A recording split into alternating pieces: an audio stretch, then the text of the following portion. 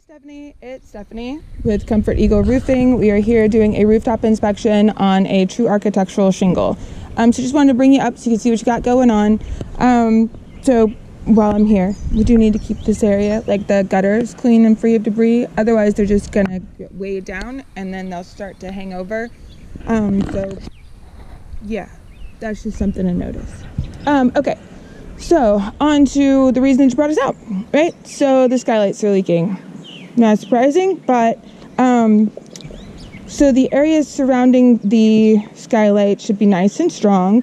The first thing that I noticed when I came up is that it looks like they've done additional work to them beyond their original installation, because these shingles appear to be newer in a different shade than these. So I'm guessing that they already had concerns about the leaks, so they built these little rain diverters up here, which is not a bad idea. Only problem is that once you put holes in the roof, those can be a problem because they actually penetrate all the way through to the attic space. So any water that's able to get back in behind those additional holes is able to get into the home. And then just because you add additional shingles doesn't necessarily mean that the water is going to stay out.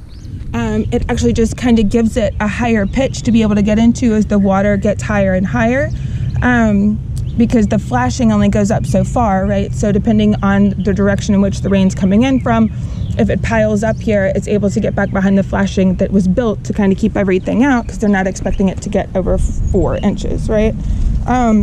So everything around the first two looks good. Then you get over to this one. And this one's a little sketchy, because if you can see, I don't know if you can see that in 2D, but when I push down here, all of this is nice and soft, especially in this area right here. So you have a leak here. Something is definitely, water is getting in, and it's saturated the decking. So yeah, not fun.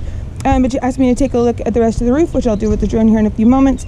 But the condition of the shingles, it's a little sketchy. You can tell that they're over 20 years old, just from the blistering that's going on. Basically what happens is that the shingles, whenever they heat up, the asphalt underneath, as it gets exposed to the elements, will blow a bubble, right? And so it kicks all the granules off. Those granules are actually what keep the shingles themselves waterproof.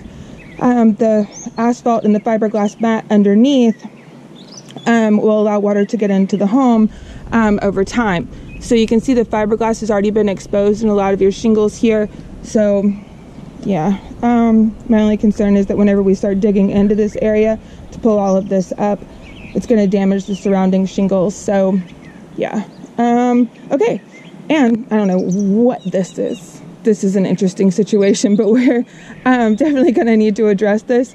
I'm guessing that because this area here doesn't have any way for the water to go, if it backs up into those gutters, it just drips right down to here.